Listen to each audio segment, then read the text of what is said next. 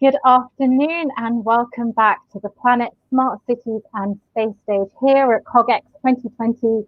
It's day 2 and we have a great set of sessions today for you on the Planet Stage. The Planet Stage, well, let's talk about it. Our planet is a complex system and its health is integral to ours. COVID-19 has shown that in the face of an imminent threat, radical action is possible. In the long term, climate change represents one of the biggest threats to the planet, but also the greatest business opportunity of the last 200 years. This year at CogX, we will explore these approaches in AI and other emerging technologies to offer in the fight against climate change and environmental degradation. We'll discuss many of the future of our city. We'll be discussing the future of our cities and the intersection of smart and sustainable and key advances in mobility. Our next session is going to be on creating a more sustainable and peaceful future for humanity. And I'm delighted to introduce our moderator, Lucy Thomas, Director of Corporate Affairs at TalkTalk. Lucy, over to you. Thanks so much. I'm absolutely thrilled to be here with you all and to be sharing this session, which promises to be absolutely fantastic. Now, we have two of some of the absolutely best, not only thinkers, but doers. And that's what we're here to talk about. We're talking about what do we need to do in the next 10 years to really get this right, particularly in this session about creating a more sustainable and a peaceful future for humanity. So as I say, we have two real leading experts who have really, frankly, got up and done something about it. So I'll introduce each of them in turn. We're going to have, first of all, Kate Robertson, who has founded One Young World and really believes in the power of young people. She's harnessed what she's learned from countries working together, that real international vibe, for example, through the Olympics and others. She has an unbelievable backstory. She served as the chairman of the Havas Group from 2006-2015 and as global president from 2013. So really has that global perspective. And having grown up in apartheid South Africa, Kate, again, has that world vision, which is defined by creating a new way of life, being inspired by people such as Nelson Mandela and Archbishop Desmond Tutu. I could go on and on, but I want Kate to share with us her vision as she has set up One Young World and what she thinks about this future. How do we create that more sustainable and peaceful future for humanity? As I say, I'm going to introduce later on Jeremy Gilley, who founded Peace One Day, and I'll give you more detail about him. But first of all, I'm going to hand over to Kate to give us her take. Thank you so much, Lucy. That's really kind. Lucy from TalkTalk, so let's talk. I think normally when I'm speaking to audiences, we would start with a film of the highlights of the latest One Young World Summit. But I wanted to use this time today, although I think 10 minutes is a generous amount of time from all of you. So I thank you for your attention. Just to cover some major points and hopefully to look at what I would consider the key issue for forming the world into the future to a better world. And obviously in the light of the COVID-19 pandemic and the recent surge in concern about violence towards people of color. So we could look at that from a dark perspective, but let's look at the world like this. 7.7 billion people. And our reality today is that 42% of those will be under 25 and 50% under 30. So the preponderance of world population is actually becoming a much younger profile. Well, you could look at that and say, oh my God, what are they all going to do? Except that the digital revolution has started and is upon us. And this is a different world. And the way we've been during the COVID crisis has actually shown that it's a different world, that we can work from home and all sorts of things like that. But it doesn't change the fact that societies have been under stress and under pressure. So if you go to the good side, in my lifetime, I was born in 1955.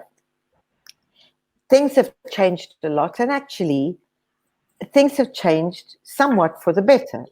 So you could look at things like life expectancy, which is on an average 73 years old now. When I was born, it was 47. If you look at infant deaths, was 212 per 100,000. Today, 35. So there are things, as the late great Hans Rausing would say, that have been getting better.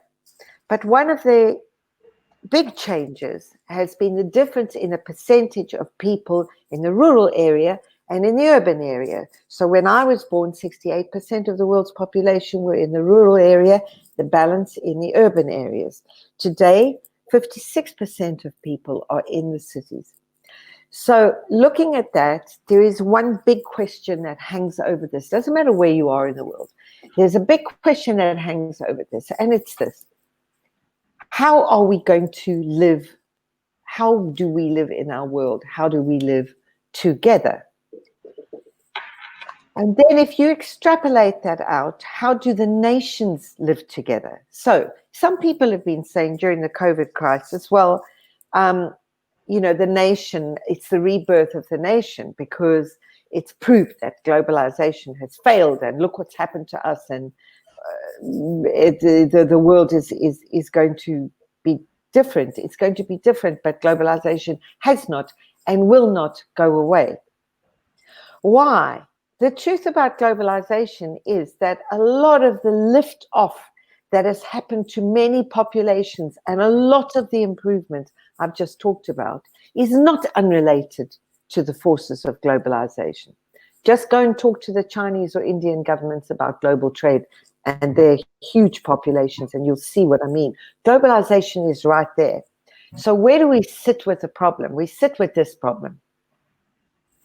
All emotion that can be encouraged from the masses is coming from today, from a sense of nationhood.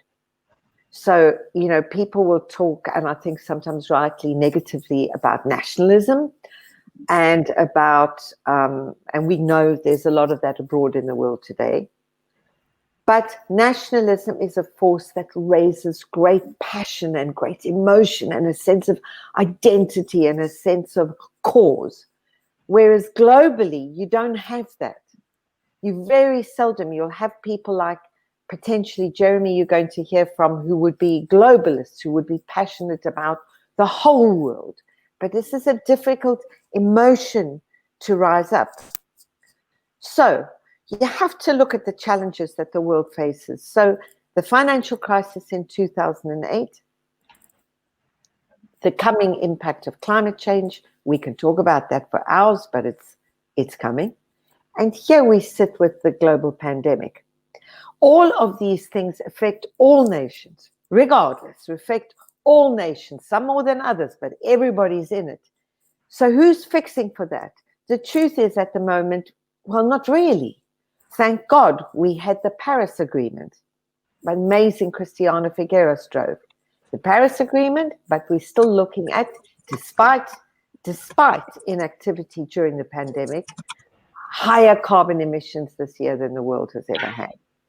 If you go back to the financial crisis, world leaders were warned at Davos in 2006 what was going to happen. When it happened, they all said, oh, we didn't know, nobody saw it coming. Not true. And the pandemic Bill Gates has been warning of for certainly the last 6 years. So what happens then? Where is everybody? And our contention with One Young World has always been, the world lacks for only one thing, and that is leadership. Now, there is leadership, great leadership in the corporate sector, not always leadership for good, but there's great and effective and efficient leadership. Governments, not so much. So what do we say about that? Some are autocracies, some are democracies, but where is the leadership going to be? Where is the leadership going to come from, the caliber of a Nelson Mandela that I saw in my life change an entire society and bring a broken society through into its new era? Where is that leadership going to come from? It's going to come from people who are under 30 and probably under 25, because it has to. Why? Because these young people see these problems very clearly. And Barack Obama just said it in his wonderful speech that he gave following the death of George Floyd. about young people and the fact that they are our hope, and that the people on the streets in the Black Lives Matter protests and in the Greta Thunberg-led movement for the climate emergency are young people. But it doesn't change the fact that carbon emissions are rising and that people of color are still being murdered by the police.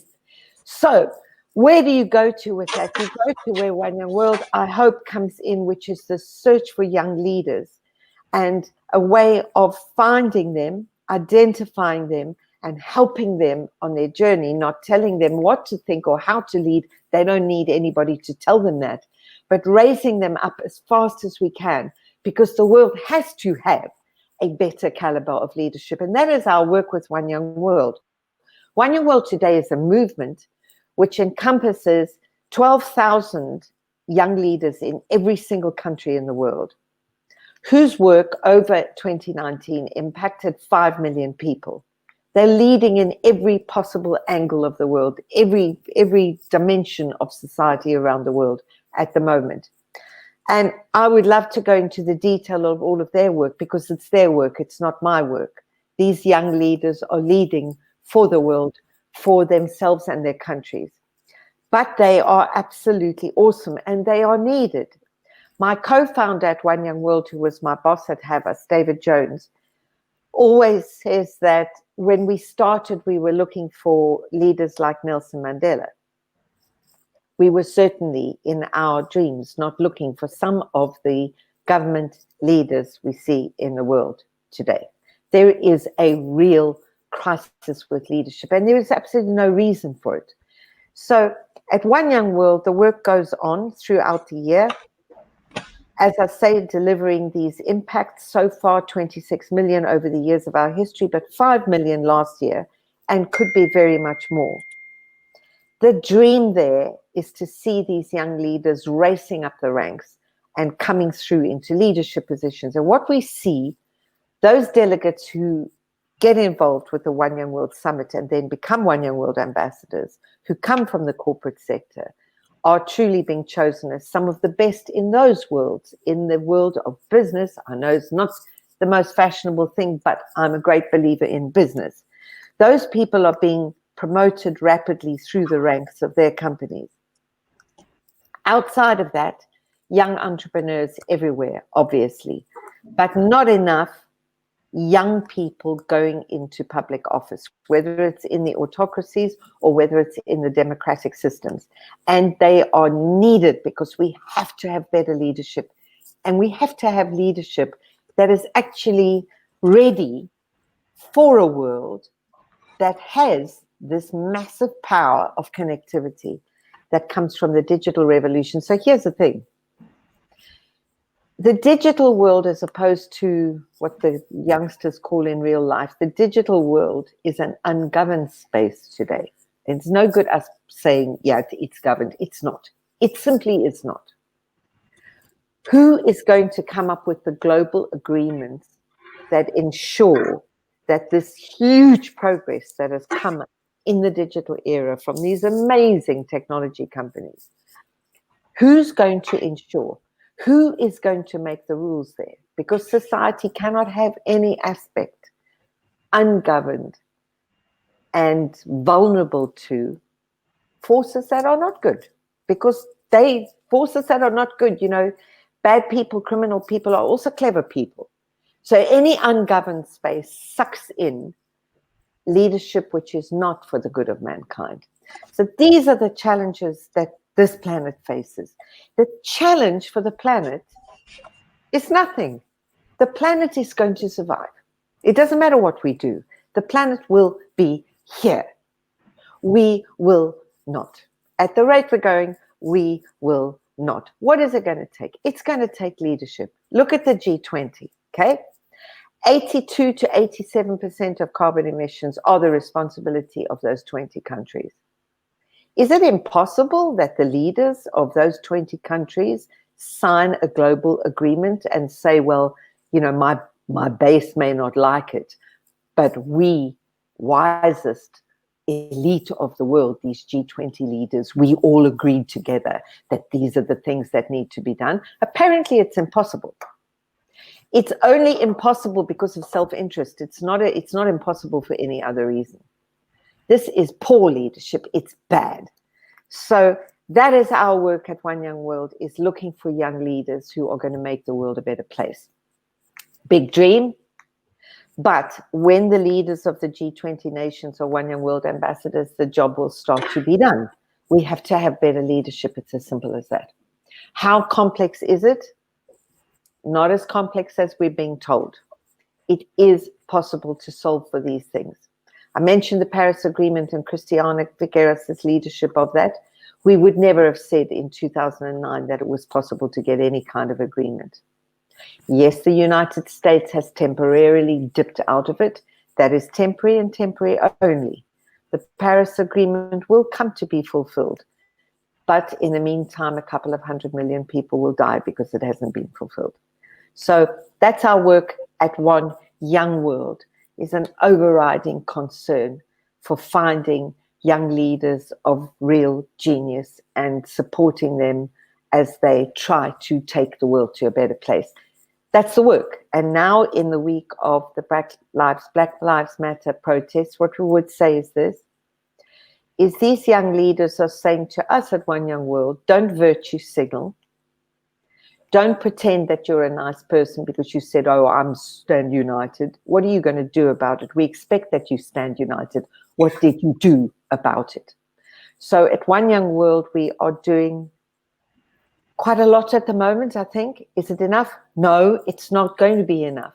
One of the places of action, to go to Lucy's point about doers, is to look at the 8 guidelines for police that DeRay Mackerson of Black Lives Matter has been putting out on Instagram and on Twitter, to look at those and to say, get these enacted. Let's get those into our forces of law and order. Go to politicians, take young leaders in there and say, these are the policing standards that we expect, so do it. It's not that difficult. Then we can talk about this whole system of racism, which is just in the 21st century, completely the most ridiculous thing on planet Earth. But a lot of work to be done. There will never, ever be enough to be done by those of us of other color who could be helping other groups and acknowledging their humanity is equal to our own. And that's our work at One Young World. Just for the moment, we launched 6 weeks ago, we launched our COVID-19 fund to ensure that financial resources would go directly to young leaders on the front line of the fight against the virus all over the world. We went to raise this money saying to the great foundations, we will not take this money for our secretariat or for our work. We will send it directly to the young leaders we know are delivering on the front line. And immediately we launched that. Within a week, we had our first input from the first donation from the Gates Foundation. That money was distributed 10 days later to 5 frontline projects. We also have the support of United Way, the IKEA Foundation. So these things that are coming up and coming towards us very quickly, and just recently also the Zurich Foundation, showed us that these foundations understand the work at One Young World, which is that all that young leaders lack mostly is access to capital. They don't easily have access to capital. That's something where we thought we could help and where we could transfer and pass funds directly to people who are doing the hard work out there. So that's just some of the things that we've got going on in this last couple of weeks, as we try to support young leaders all over the world tackling these difficult things in a world that I truly believe has improved in my lifetime, but could be a better place. Back to you, Lucy. Kate, thank you so much. That was truly inspirational, and so many things that we have the opportunity to pick up with you afterwards, which is fantastic. I'd like to say to everybody watching, please do send in your questions if you have questions either for Kate or for Jeremy, and we will have time to put those. Now, as I said at the start, we are really blessed today because we have not one but 2 absolutely shining beacons of action, people who have got up and done things that they really believe in and have achieved results. So I'm also hoping to find out from you in the audience. I'll be putting a question to you about how many of you are on a sort of social impact journey. How many of you are doing something, you had an idea and you wanted to create it, and you're on your way there. So we have people who have done this and have real great results. So Jeremy, coming on to you, I mean, it really is such an amazing story. I think so many of us think, wouldn't it be amazing if, wouldn't it be amazing if there was Peace One Day, if there was an international global day of peace? And it's one of those things where, you think about it, but actually you've done it, and you went there to the UN in 2001, and you got a resolution passed. Again, what a total dream, and working together with all those countries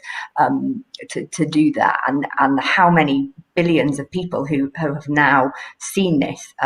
So the Peace Day message in 2016, it was estimated 2.2 billion people were exposed to that message, and people can see your journey of how that came to be, how you got that resolution passed at the UN on your films. And I strongly urge everybody watching, if they haven't seen your film, just showing that passion and how it all came together, working together with Jude Law and others to make something a reality.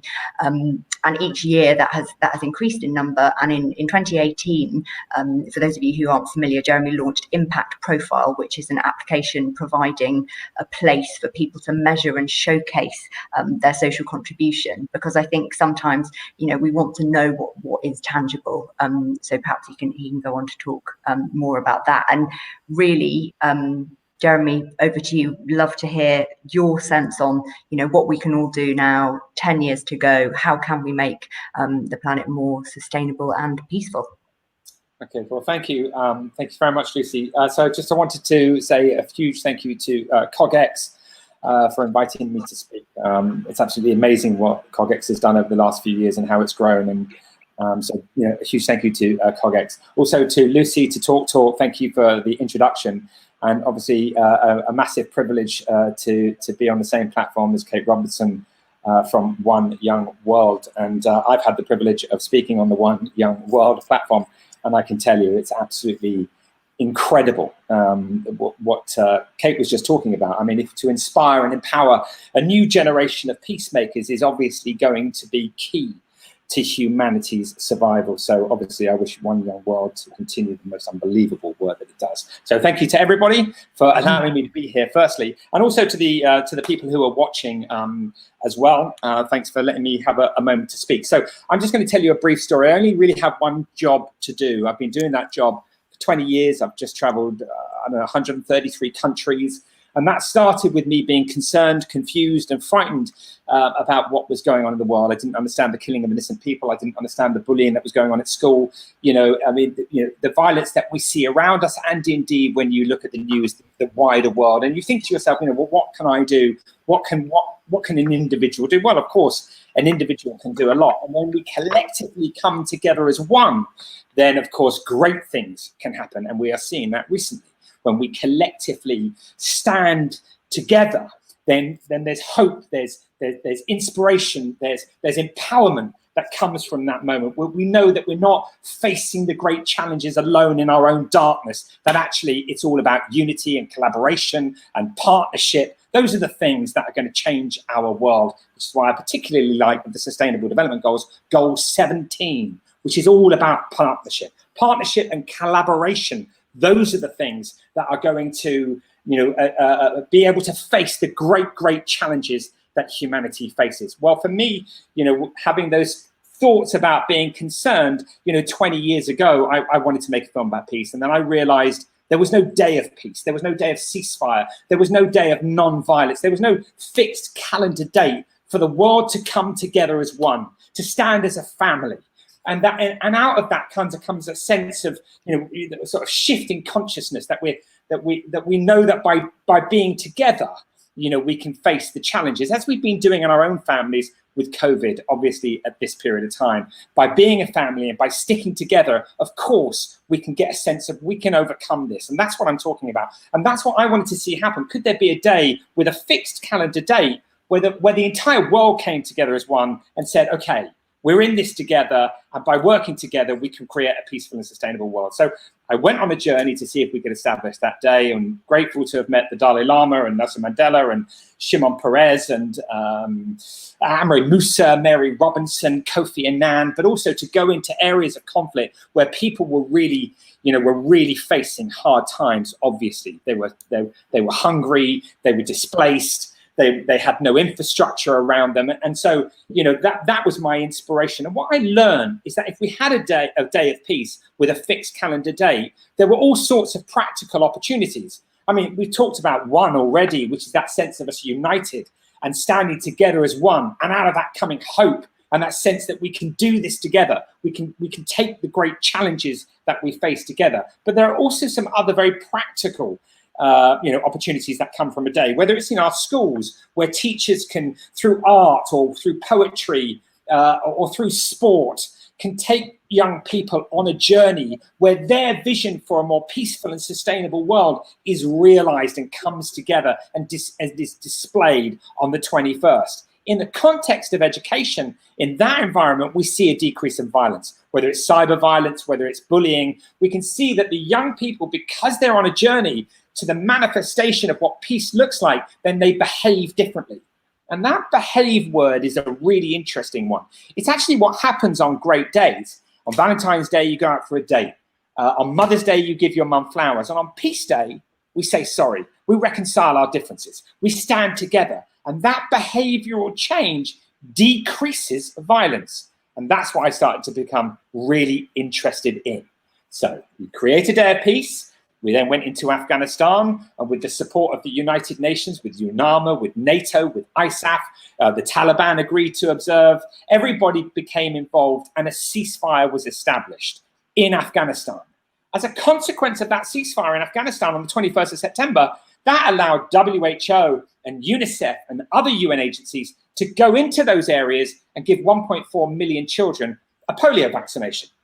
On that day also, there was a 70% reduction across the whole of Afghanistan of violence. Amazing. And so that was a sort of second journey where you can see what we're learning is that from just a single day, there are all kinds of benefits. But because the numbers were so big, it made me realize that we had to institutionalize this day. It needed to be a day where, we just know that it's Peace Day, the 21st of September. Jeremy is irrelevant. Peace One Day it's completely unimportant. All that's important is that we know it's Peace Day, the 21st of September. Because if we know that, then we observe it and we then change our behavior and we do really interesting activities in our schools and our places of work, in places of worship, if we're a humanitarian organization, if we're a sports organization.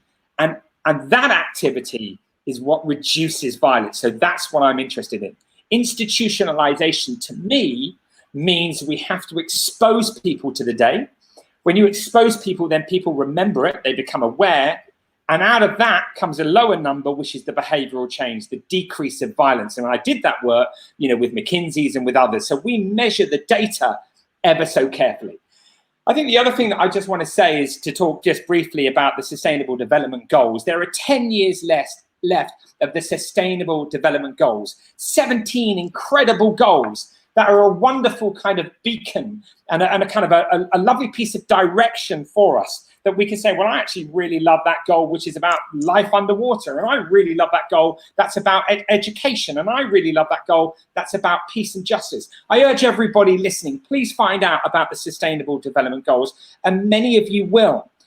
But there's two goals that I'm really interested in, which is goal 17. And I am privileged to have spent time with Paul Polman. And in fact, we'll be doing some more work with him soon, where he talks a lot about partnership.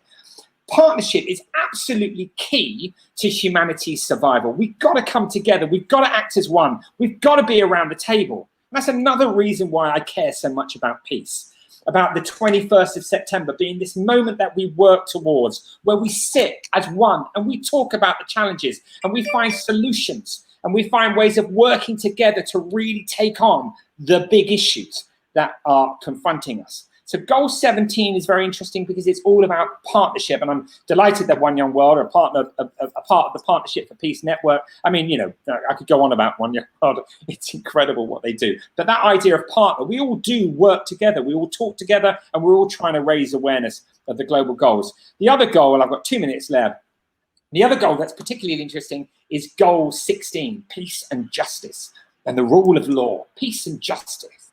For me, if the 17 goals are going to be a success, then, excuse me, goal 16 needs to happen. I mean, if there isn't any peace and justice, if we're not around the table collaborating and talking, then I'm really not quite sure how we can tackle the big issues that we face. I mean, you can't have sustainability if there's no peace. And you certainly can't have any peace if we're not sustainable. So those two things are inextricably linked. You know, you can't talk about one without talking about the other. So goal 17, that idea of partnership. Goal 16, because with peace and justice and strong institutions and the rule of law, then we can take on the big challenges, you know, that we face. On the 21st of September, and I hope that Kate's going to join us on the 21st. I think she is. No pressure, Kate. But on the 21st of September, we're orchestrating a huge digital, thank you, my love. We're all just orchestrating a huge digital experience with many people involved. We'll start to softly launch that on the 21st of June. But it really is probably the greatest set of partnerships that in my 20 years of history I've ever seen. Lastly, to say, there's 30 seconds left. Lastly, to say, over the next 5 years, what I'm interested in doing is making sure 3 billion people are aware, not exposed. Exposed is a much higher number, but aware of Peace Day, the 21st of September. As a consequence of 3 billion people being aware, fully aware that the 21st of September is a day of peace, a day of ceasefire and non-violence, you are talking about a decrease of violence of millions of people. Because remember, 95% of the violence that happens today happens in our homes, communities, schools, and places of work. Only about 5% in an area of conflict. So you have a role to play. You are central to humanity's survival. And if we partner and if we come together as one, then we may well survive beyond the few hundred years that we have left. And technology for sure, as much as the commercial sector, is going to be key to humanity's survival. Thank you. Jeremy, thank you so much. I mean, if we could bottle that passion and if we could make everybody, absolutely right. If we could bottle that passion that you have there and spread it around the world, and if everybody could have just a little part of that, just think of what we could achieve. So thank you both enormously. I think starting, I'm going to ask a question first. We've got a couple of questions coming through from the audience, but I wanted to ask really, how is it that Kate mentioned, nationalism and people have a natural affinity and passion for their nation because it is their sort of the closest area, which is their country. How is it that we can, Jeremy, engender that passion that you have for the globe? I mean, when you think about sort of football teams or something, it's almost one against the other. With our world, it's not like we're against aliens or we're against another planet. So actually, from what you were saying, a lot of it is about finding those threats almost. Actually, this is about ending violence, so we have to all come together. But what's your experience of engendering that passion? You must have got all these countries and all the people you've worked with to understand that we all need to come together. So I'm really interested in your view on that global connectivity. Well, yeah, I mean, I think that look, I don't think that we can just think about our own country anymore, right? I mean, we don't have very long left. I mean, if we dwell on it, I find it really deeply upsetting, actually, that, we live in such a beautiful place that, there's probably a couple of 100 years left. I mean, give or take. I mean, who knows what the exact number is. But the time to act is absolutely now. We can't just think about our own country. We have to think in a global context. We have to have global conversations. We have to partner, and collaborate. And that's why I like the 21st of September. I mean, look, 21st of September is a tiny little cog. There are many solutions out there in the world and wonderful organizations like One Young World who are training, new ambassadors to be the driving force behind the vision of a united and sustainable world. That's clearly what it needs. But I'm very interested in that sense of unity and coming together and partnering. And I think that is going to be absolutely central, to our survival. I mean, we've got to collaborate. I mean, and we can all play a role. The most wonderful thing is that we can all play a role. We can look at the 17 Sustainable Development Goals and we can talk to our children and we can say, okay, well, what kind of an impact can we have? How are we going to consume our energy? What does the journey look like to school? How does recycling look? Shall we go and pick something off of the beach? Shall we plant some more trees? Should we do something that helps bees and insects? I mean, look, there are so many ways if we become very conscious about the resources that we have left, because in the end, it's all going to be about resources. If we don't have enough water, if we don't have enough food, if we can't grow our crops because it's too hot and we're displacing many people and temperature rise goes up and water comes up and people are displaced, this is going to be the issue. This is going to be the issue. We're running out of resources. And we need to act fast and we need to act now. And we all have a wonderful role to play. And it feels great to do it. So I urge everyone, not just for one day, every day, do what you can. And I'm interested in what both of you think actually about, clearly our lives have completely changed. Everybody's lives have completely changed during this lockdown and as a result of COVID, which obviously has some dreadful consequences. But I'm wondering what you think the longer term impact might be in terms of our ways of life, because, as Extinction Rebellion called for us to stop flying, pretty much overnight flights stopped. And so a lot of change has been forced upon us. And I wonder, one, what you both think of the likelihood of those sorts of changes staying, and almost can we keep things as good sort of for the planet and for our well-being and everything as possible. But secondly, how much do you think it has a negative impact on global collaboration because we are not able currently to fly around so much? Do you think, particularly for young people, Kate, do you think that lockdown, it may mean people are more connected digitally, it may mean that they need more togetherness, but it may also sort of set things back a little bit? So perhaps if I start with you, Kate. I think they're two stages. I think for young people, they see that the challenges they see now clearly, and as you say, tragically, that the challenges they face are interconnected, whether one likes it or not. I think in terms of sustainability, I think the difficult thing is that as lockdowns lift, all governments are going to be in a race to re-establish some sort of flow in their economies. And it's a dream to say that it's going to be done differently, because this is going to be a race to get economies up and going again. So I think there's two very different things here. There may be a sense, and I think there is a sense among young people of their connectedness and of concerted action, but I think governments will rush to get themselves up and going again. And I suppose the question becomes, do the citizens of Delhi, of Milan, of Los Angeles, who've seen mountains from their cities for the first time in living memory, do they value that? Do people want to carry on being able to see the mountains and the blue sky? And will governments act to acknowledge those things? For me, at the moment, there's no sign of any of it.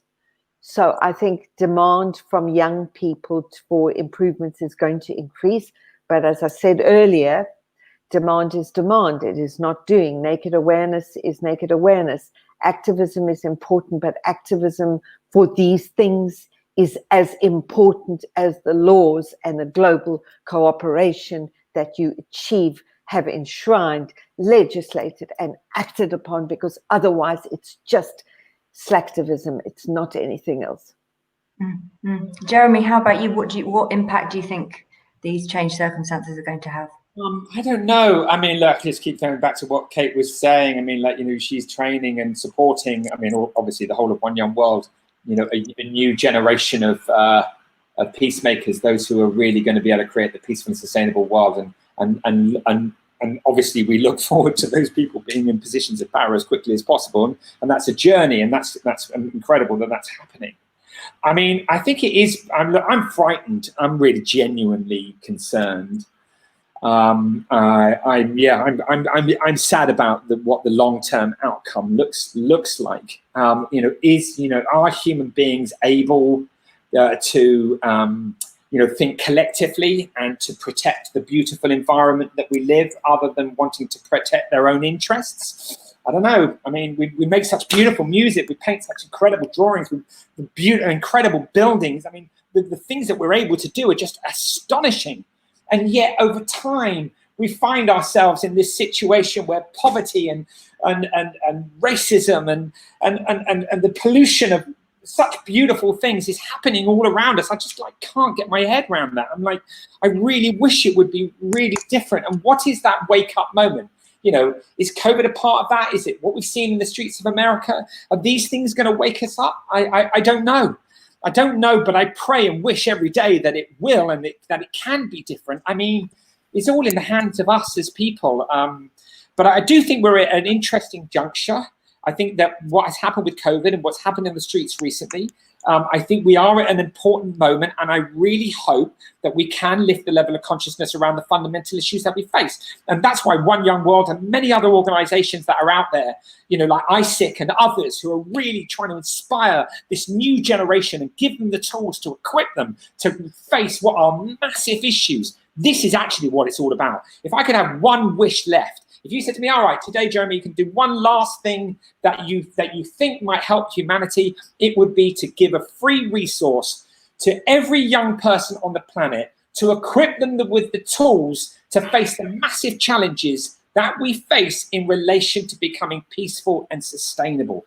If we focus on that, then we may well have a chance. But we need to equip the new generation in a big way, because this is not going to be pretty.